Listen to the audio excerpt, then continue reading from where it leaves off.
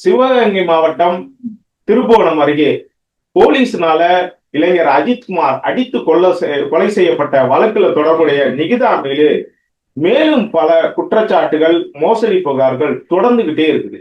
அதாவது மானாமதுரை அருகே மடப்புறம் பத்திரகாளியம்மன் கோயிலுக்கு போன நிகிதா அங்க இருந்து கார்ல இருந்த தன்னோட நகையை அஜித்குமார் திருடிட்டாங்க, போலீஸ்ல புகார் அளிக்கிறாங்க. அதை தொடர்ந்து அஜித்குமாரை விசாரணைக்கு அழைத்துட்டு போன போலீசார அடிச்சே கொலை பண்ணிட்டாங்க அப்படிங்கிறது தான் நம்மளுக்கு எல்லாருக்கும் தெரிஞ்ச தகவல். இதை அடுத்து அவர் நிகிதா நகையை காணாம போகாம சின்ன ஒரு அஜித்குமாரோட ஏற்பட்ட வாக்குவாதத்தின் காரணமா தான் பொய் புகார் அளிச்சார் அப்படிங்கிற மாதிரி ஒரு தகவல் வந்துச்சு. இதுக்கு இடையில பாத்தீங்கன்னா நிகிதா மீது தொடர்ச்சியான இந்த பொய் புகார் அளித்தாரு அப்படிங்கிற ஒரு குற்றச்சாட்டுக்கு அடுத்து நிகிதா மீது ஏகப்பட்ட மோசடி புகார்கள் வந்தது. அதாவது அவர் அரசு வேலை வாங்கி தர்றதா பல பேருக்கிட்ட லட்சக்கணக்கில், அதாவது 60 லட்சத்துக்கு மேற்பட்ட தொகையை மோசடி செஞ்சாரு அப்படிங்கிற மாதிரி அவர் மேல ஏற்கனவே 2011 பல்வேறு வழக்குகள் பதிவு செய்யப்பட்டு அவர் ஜாமீன்ல தான் வெளியில இருக்காரு. அப்படிங்கிற மாதிரி ஒரு சுச்சுவேஷன்ல அஜித்குமார் மரண வழக்குல பாத்தீங்கன்னா போலீஸ் 5 பேரை கைது பண்ணி சிறையில் அடைச்சிட்டாங்க.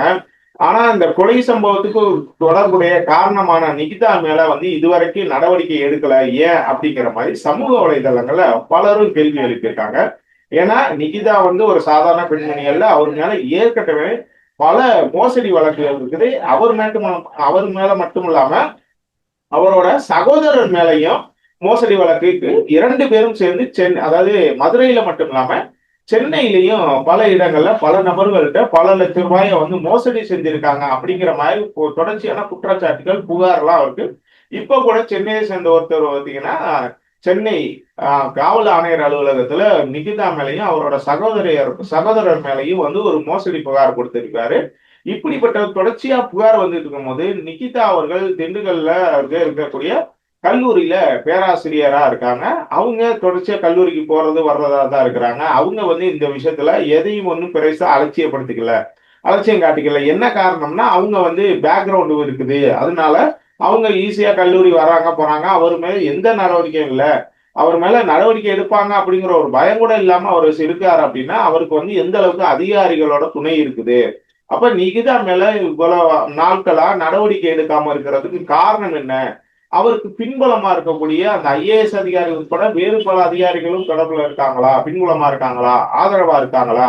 இப்ப சாமானிய மக்களுக்கு இங்க நீதியே கிடைக்காதா? இந்த மாதிரி பின்புலம் கொண்டவங்களுக்கு எவ்வளவு தவறுகள் செஞ்சாலும், என்ன மோசடி செஞ்சாலும் அவங்க மீது நடவடிக்கை எடுக்கப்படாது. ஆனா சாமானிய மக்கள் ஒரு 10 சவரன் காணாம போயிடுச்சு அப்படின்ன உடனே ஒரு இளைஞரையே அடிச்சு கொலை பண்ற அளவுக்கு போலீஸ் நடந்துக்கிட்டாங்கன்னா, இத்தனை லட்சம் ரூபாய் மோசடி செய்த நிகிதா மேல ஏன் இது வரைக்கும் நடவடிக்கை எடுக்கல? அஜித் மரணத்துக்கு பிறகும் நிகிதா மேல எந்த விதமான நடவடிக்கை எடுக்காம போலீசார் இவ்வளவு தாமதப்படுத்துறாங்களே, அரசும் தாமதப்படுத்துறாங்களே அப்படிங்கிற மாதிரி சரமாரியா சமூக வலைதளங்கள்ல பலரும் கேள்வி எழுப்பிட்டு இருக்காங்க. இந்த விவகாரத்துல நிகிதா மேல ஏன் இன்னும் நடவடிக்கை எடுக்கல? அது மட்டும் இல்லாம அவங்க மேல தொடர்ச்சியா புகார் கொடுத்துருக்கும் போது அவங்க இன்னும் பணிக்கு போறாங்க வர்றாங்க, மெடிக்கல் லீவ்ல வராங்க போறாங்க அப்படிங்கிற மாதிரி அந்த கல்லூரியில் பணியில் பெருகக்கூடிய சக பேராசிரியர்களும் சக மாணவ மாணவிகளும் கூட சமூக வலைதளங்கள்ல இது தொடர்பான கருத்துக்களை பதிவிட்டு வராங்க. இந்த விவகாரத்துல போலீஸும் சரி, தமிழ்நாடு அரசும் சரி என்ன விதமான நடவடிக்கை எடுக்க போறாங்க அப்படிங்கிறத நம்ம பொறுத்திருந்து பார்க்கிறோம். இன்னொரு பக்கம் அஜித்குமாரோட தம்பி நவீன்குமாருக்கு கொடுக்கப்பட்ட அரசு பணியும் சரி, அவர் கொடுக்கப்பட்ட நிலாப்பட்டாவும் சரி திருப்தி இல்லை அப்படிங்கிற மாதிரி அவரும் ஒரு விஷயத்த சொல்லியிருக்காரு. என்னன்னா இப்ப இருக்கிற சுச்சுவேஷன்ல 90 கிலோமீட்டருக்கு அங்கிட்டு எனக்கு வேலை கொடுத்துருக்காங்க, அதுக்கு நான் டெய்லி போயிட்டு வர்றது கஷ்டமா இருக்கும். இன்னொன்னு பாத்தீங்கன்னா காட்டு பகுதியில எனக்கு 3 சென்ட் நிலம் பட்டா கொடுத்தாங்க, அது காட்டு பகுதியில இருக்குது, அது எனக்கு ரெண்டுமே திருப்தி இல்லை அப்படிங்கிற மாதிரி சொல்லியிருக்காரு.